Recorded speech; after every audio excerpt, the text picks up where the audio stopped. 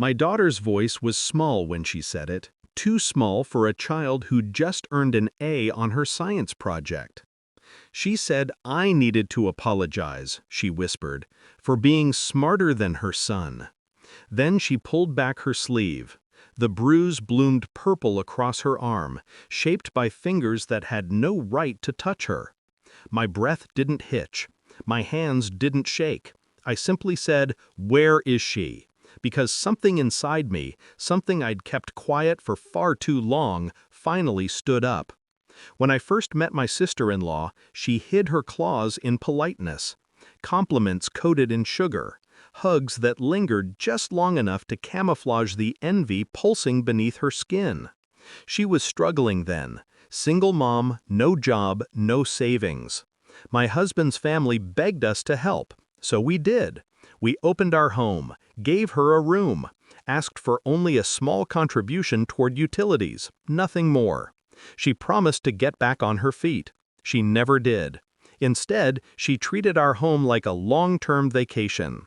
Slept until noon, let her son tear through the house unchecked, complained about chores we never assigned her, ate food we bought, used electricity we paid for. And every time I tried to set boundaries, she'd tilt her head, sigh dramatically, and say, "You know I'm doing my best." Except she wasn't.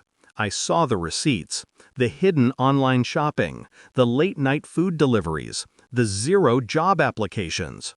Still, I tolerated it. But my daughter's bruise ended the negotiation permanently. The signs had been building for months. Jealous comments about my daughter's grades. Backhanded insults disguised as jokes. Her son parroting, "Auntie says my cousin thinks she's better than me." I dismissed them. I shouldn't have. The day before the bruise, I overheard her snapping at my daughter.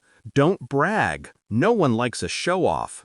What she meant was, "Don't outshine my child."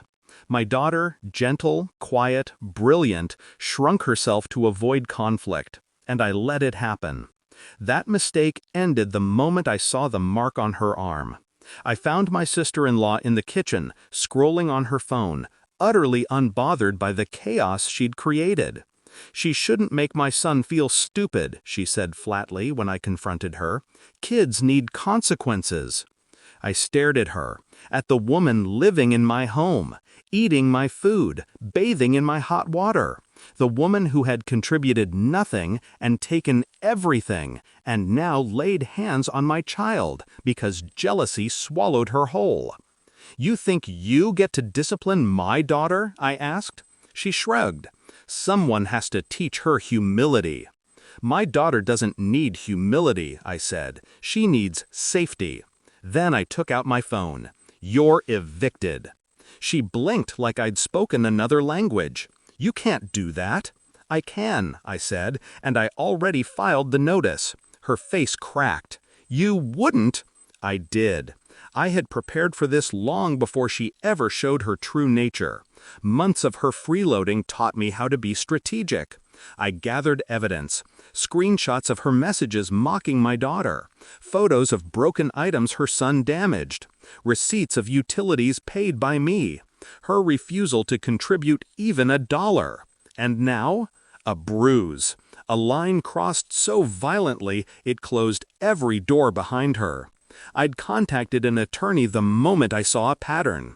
I knew the laws, the process, the timeline, every step executed quietly, precisely. By the time she realized I wasn't bluffing, the paperwork had already been approved. The knock came 20 minutes later. Police. She thought they were there for me, ready to lecture me for kicking out a struggling mother. Her confidence lasted exactly 3 seconds, because the officer turned to her and asked, "Ma'am, are you aware you've been issued a formal eviction and have 24 hours to vacate?" She sputtered. "This is a mistake. She said I could stay as long as I needed." The officer looked at me. "Is that true?" I met his gaze steadily. She was allowed to stay under conditions she violated. She struck my child. His expression hardened. He turned back to her. "Ma'am, we'll escort you while you gather your belongings." And that's when she realized. This wasn't a warning. It was the consequence. She tried tears, denials, accusations. None of them reopened the door she had slammed shut with her own hand. Her son watched silently, confused as she shoved clothes into trash bags.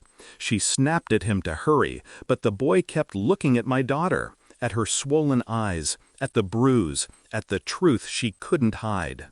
I stood beside my daughter, my hand on her shoulder, grounding her. "You're safe," I whispered, and for the first time in months her shoulders unclenched.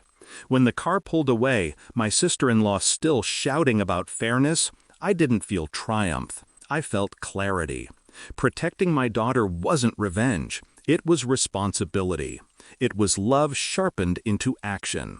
And I would do it again without hesitation.